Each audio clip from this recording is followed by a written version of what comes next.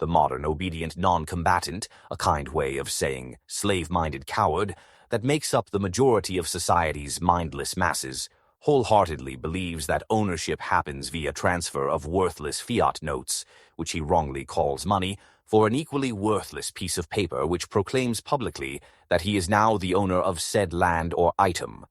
And being that this is the predominant erroneous thought, they have thereby allowed legions of weak conmen to take possession of the entire globe. But it is all an illusion, believed only by idiots and cowards. True ownership only happens by force of arms. If you have a piece of land and a group of individuals more powerful than you comes and simply takes it, regardless of if they spare your life or not, it is now theirs, no matter what words are written on any piece of paper. Sure, you could run to the police or military, but that only proves that might alone determines ownership, for it is their might and might alone that will return your land to you, since your own might was ineffectual.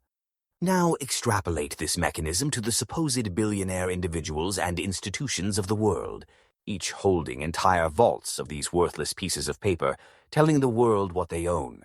Few of them, if any, could defend themselves in a common street fight, let alone a well-planned siege by a veteran army of soldiers, mercenaries, or simply starving civilians. And without help from another armed force, in an instant, all of their supposed wealth would be confiscated, and their vaults of paper rendered meaningless. Thus it is revealed that it is the warrior class alone that secures ownership of any kind.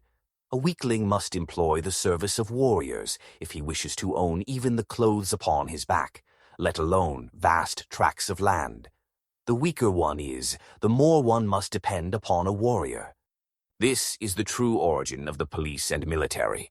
For long ago, the farmer would have his crops pillaged and would request protection from a nearby warrior in exchange for a crop share, creating a mutually beneficial relationship.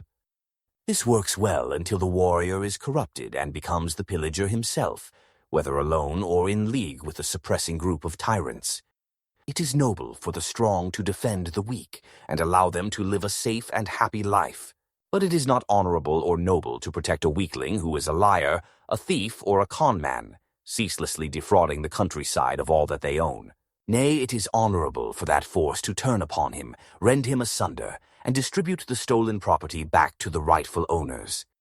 Eventually, the hubris of these bloated thieves gets so extensive that they begin to rob and defraud even the warrior class, to whom they owe all of their supposed wealth and security.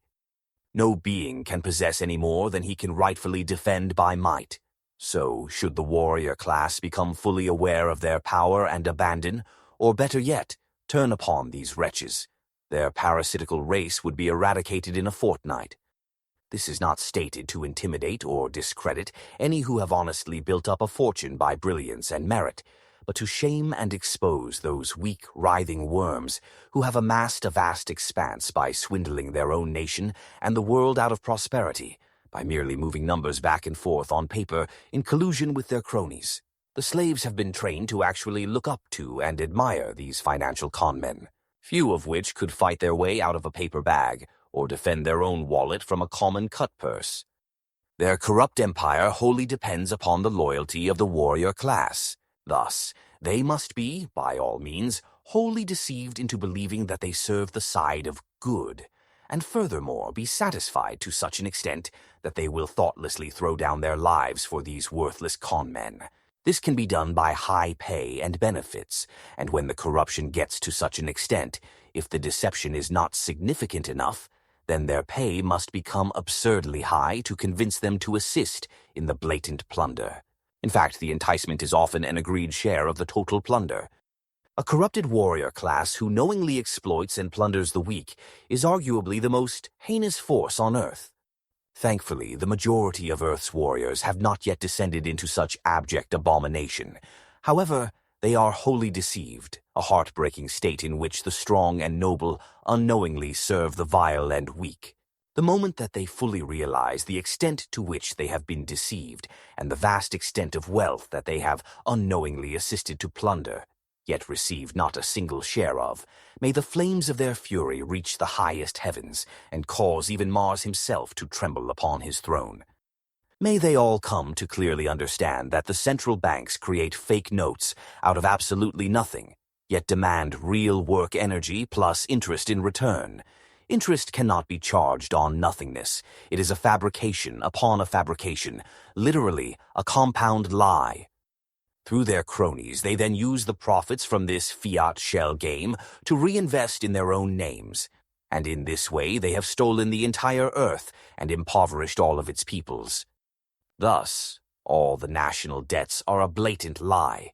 No one can be in debt to a counterfeiter and his cronies. In fact, it is the exact opposite. It is they who owe every person that they stole from in this clandestine manner.